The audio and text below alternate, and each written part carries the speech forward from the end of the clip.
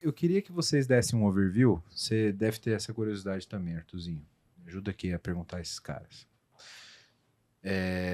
Como é que funciona essa mágica por trás? Porque eu tô aqui, a gente tá conversando, mas eu tô com outra thread em paralelo aqui, já tentando montar o diagrama de arquitetura dessa parada. E para mim ela me parece tão complexa quanto a do próprio Melin, né? Porque você deve ter ali um painel web que é o que faz frente ali com o desenvolvedor. Deve ter uma puta de uma comunicação assíncrona atrás, falando com um SDK de nuvem e job de provisionamento de hardware, de serviço, etc. E fazer toda essa gestão e retornar para o cara e colar com o desenvolvimento do cara. Como é que é essa parada, velho? Tá. Bom, a gente pode começar explicando melhor o que é o Fury, tá? Primeiro, o Fury tem um site que todo desenvolvedor entra lá para gerenciar as suas aplicações. Legal.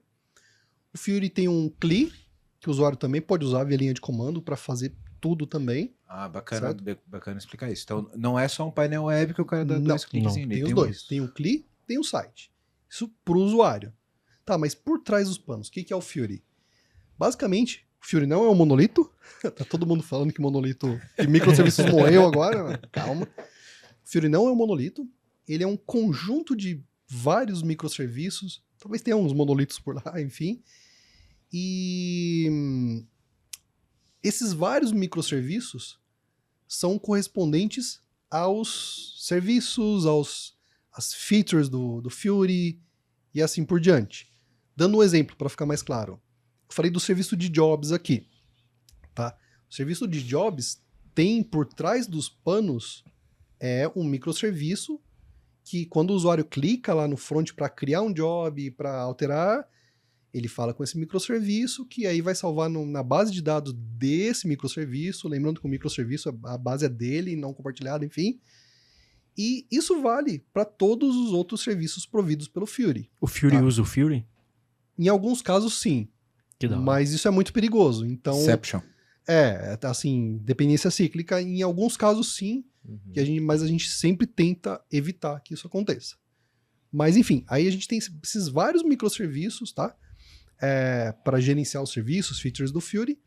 E aí nós temos as SDKs, que é o que o usuário utiliza no fim do dia lá. E essa SDK vai conversar com esses microserviços. Então a gente fala lá do serviço de Object Storage, que talvez o Pedro pode explicar melhor daqui a pouquinho. Mas assim, quando eu vou utilizar um Object Storage, ou seja, armazenar algum arquivo lá a partir do meu microserviço, eu primeiro fui lá no Fury, criei, configurei, bonitinho. E aí na minha app eu estou usando o meu SDK. Esse SDK fala com o microserviço do Fury. Esse microserviço do Fury vai falar com a nuvem, AWS, GCP, etc. E aí o que é legal? Você tem parametrizado onde está esse objeto. Exato, para o usuário é transparente. E ele funciona meio como um proxy ali da infraestrutura, certo? Exato. E assim, tem muita vantagem nisso, mas assim, um exemplo. Cara, a gente tá na AWS hoje, a gente negocia com o GCP um precinho menor, mudamos. Para o usuário, transparente. Chega o Bacen, aqui um caso real, chegou o Bacen algum tempo atrás, todo o objeto em repouso ou em trânsito tem que ser encriptado. Temos mais de 20 mil microserviços lá, certo? Tiveram que mexer em todos eles? Não. A gente mexeu na nossa SDK do Object Storage e aí na nuvem, onde realmente estava armazenado o que não era encriptado ainda, claro, a gente rodou um batchzinho lá para encriptar. E ficou caro pra caramba, né? Porque tinha petas lá e teve que encriptar tudo. Mas enfim, esforço dos 15 mil desenvolvedores, 0.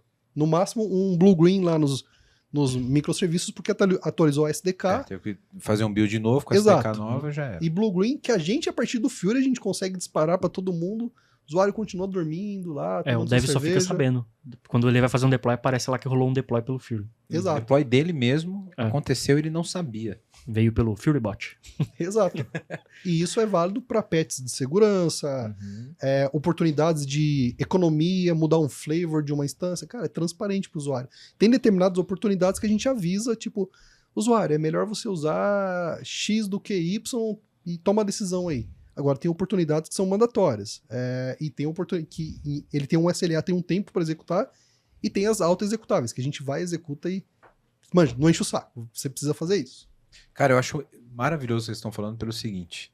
A gente convencionou a chamar no mundo de arquitetura e infraestrutura de nuvem privada o data center que tem Kubernetes, né? Era isso. Basicamente é isso. Tipo, o cara tem lá um Kubernetes, o cara faz deploy lá no data center e chama de nuvem privada. Eu sempre achei esse conceito super raso. Uhum. O que vocês estão descrevendo aqui é de fato uma nuvem privada. Porque eu estou dando oportunidade de nuvem para o desenvolvedor. Ele não precisa saber em qual nuvem eu estou trabalhando. Eu estou trabalhando de fato multi-cloud, olhando para fatores que são não funcionais, como, por exemplo, negociação com os vendors, etc. E eu tenho uma operação 100% transparente entre elas. Se eu precisar levar um workload para uma nuvem ou para outra, eu tenho esse formato transparente.